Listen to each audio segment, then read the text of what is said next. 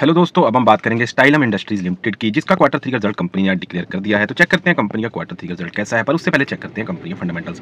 अगर बात करें दोस्तों कंपनी के मार्केट कैप की, तो कंपनी का मार्केट कैप है 2791 करोड़, जो कि एक स्मॉल कैप कंपनी है। उसके बाद बात करें दोस्तों कंपनी की पीई रेशो की, प्राइस टू अर्निंग रेशो की, वो है दोस्तों 23.7। तो देखने में कंपनी की वैल्यूएशन अच्छी है, पर फिर भी चेक करेंगे इसके पीएस के साथ कंपेरिजन में कि कंपनी की वैल्यूएशन कहाँ स्टैंड करती है। उसके बाद बात करेंगे दोस्तों आरओसीई की, रिटर्न ऑन कैपिटल एम्प्लॉयड, वो है दोस्तों 31.8%, जो कि काफी ज्यादा शानदार यहाँ पर आरओसीई है। उसके बाद बात करेंगे दोस्तों आरओआईसी की, रिटर्न ऑन इन्वेस्टेड कैपिटल, वो भी है दोस्तों 22.8%, जो कि काफी ज्यादा अच्छी आरओआईसी है। उसके बाद बात करेंगे दोस्तों प्रमोटर होल्डिंग की, तो प्रमोटर होल्डिंग दोस्तों 54.6%, जो कि एक अच्छी प्रमोटर होल्डिंग है। उसके बाद बात करेंगे दोस्तों डेट टू इक्विटी रेशो की, तो डेट टू इक्विटी रेशो दोस्तों यहाँ पर 0.00, तो कंपनी एक तरह से डेट फ्री कंपनी है, किसी भी तरह का डेट कंपनी के ऊपर नहीं है, जो कि एक अच्छी बात है। तो ओवरऑल दोस्तों बात करूं फंडामेंटल्स के, तो फंडामेंटल्स कंपनी के काफी ज्यादा स्ट्रॉन्ग और काफी ज्यादा बढ़िया यहाँ पर फंडामेंटल्स दिखाई देते हैं।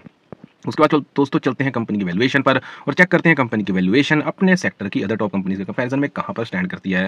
तो सबसे पहले बात करेंगे दोस्तों बीएसई, उसकी पीई रेशियो है दोस्तों 82.77, एनबीसीसी उसकी पीई रेशियो दोस्तों 60.75, सीडीएसएल उसकी पीई रेशियो दोस्तों 57.64, और वहीं अगर बात करूं स्टाइलम इंडस्ट्रीज लिमिटेड की, उसकी पीई रेशियो दोस्तों 23.71। तो ओवरऑल दोस्तों बात करूं अगर वैल्यूएशन की, तो अपने सेक्टर की सभी टॉप कंपनी के कंपैरिजन में कंपनी की वैल्यूएशन बहुत ज्यादा अच्छी है। उसके बाद बात करता हूं दोस्तों बुक वैल्यू की, तो पिछले साल के मुकाबले इस साल कंपनी की बुक वैल्यू भी बढ़ गई है, जो कि 186.71 से बढ़कर 278.44 यहां पर हो गया है। तो कहीं ना कहीं कंपनी के एसेट्स यहां पर बढ़ गए हैं, या फिर यूं कहें कि कंपनी की लायबिलिटीज यहां पर कम हो रही हैं। उसके बाद बात करूं कंपनी के क्वार्टर रिजल्ट की, जिसके लिए मेनली हमने आज ये वीडियो बनाया है, और देखते हैं कंपनी ने आज अपना क्वार्टर थ्री का रिजल्ट जो पेश किया है वो कैसा यहां पर हमें पेश किया है।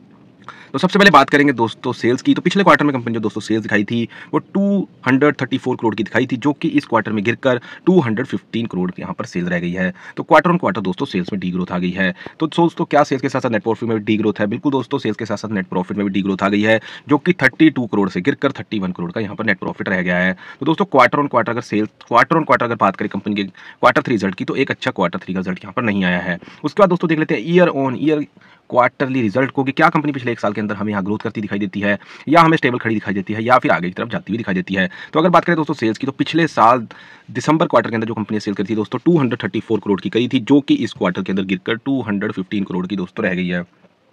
तो कंपनी ने क्वार्टर ऑन क्वार्टर भी यहाँ पर डी ग्रोथ दिखा दी है, और ईयर ऑन ईयर भी क्वार्टरली सेल्स के अंदर यहाँ पर डी ग्रोथ दिखा दिया है। उसके बाद दोस्तों देख लेते हैं नेट प्रॉफिट।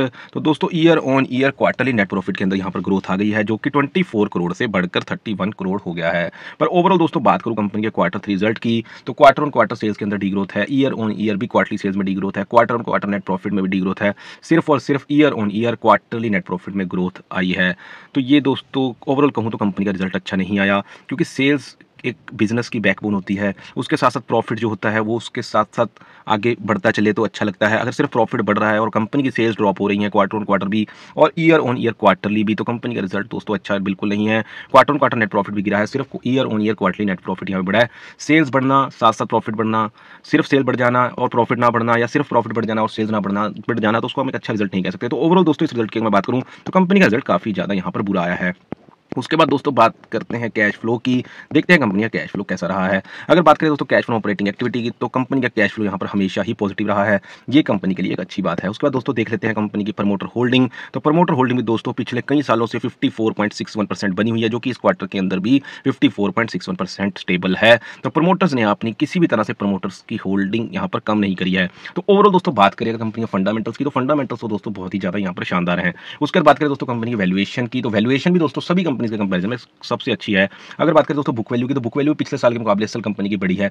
उसके बाद बात करें क्वार्टर थ्री के रिजल्ट की, जिसका लिए हमने मेनली ये वीडियो बनाया है, तो क्वार्टर थ्री का रिजल्ट कंपनी का काफी ज्यादा यहाँ पर नेगेटिव आया है। कंपनी ने क्वार्टर ऑन क्वार्टर भी सेल्स में डी ग्रोथ दिखाई है, ईयर ऑन ईयर भी क्वार्टरली सेल्स के अंदर दोस्तों डी ग्रोथ है, क्वार्टर ऑन क्वार्टर भी नेट प्रॉफिट में डी ग्रोथ है, सिर्फ year on year quarterly net profit के अंदर यहाँ पर ग्रोथ हमें देखने को मिलती है, और सिर्फ प्रॉफिट में ग्रोथ हो जाना और सेल्स के अंदर डी ग्रोथ हो जाना ये कोई एक अच्छा इंडिकेशन नहीं है। तो ओवरऑल दोस्तों बात करूँ कंपनी के क्वार्टर थ्री रिजल्ट की, तो वो एक अच्छा रिजल्ट यहाँ पर कंपनी ने पेश नहीं किया। उसके बाद बात करें कंपनी के कैश फ्लो की, तो कैश फ्लो दोस्तों हमेशा पॉजिटिव रहा है, ये एक अच्छी बात है। उसके बाद बात करें प्रमोटर होल्डिंग की, तो प्रमोटर होल्डिंग भी अच्छी खासी है, जो कि 54.61% है, और लगातार वो स्टेबल प्रमोटर होल्डिंग यहाँ पर दिखाई देती है। तो दोस्तों ये था मेरा एनालिसिस क्वार्टर थ्री रिजल्ट का स्टाइलम इंडस्ट्रीज लिमिटेड का। बाकी आपको मेरी वीडियो कैसी लगी आप हमें कमेंट सेक्शन में बता सकते हैं। अगर दोस्तों वीडियो अच्छी लगी तो मेरी वीडियो को लाइक करें, और आगे भी फ्यूचर के अंदर आप कंपनीज के क्वार्टरली रिजल्ट का सही एनालिसिस देखना चाहते हैं तो मेरे चैनल को सब्सक्राइब करें।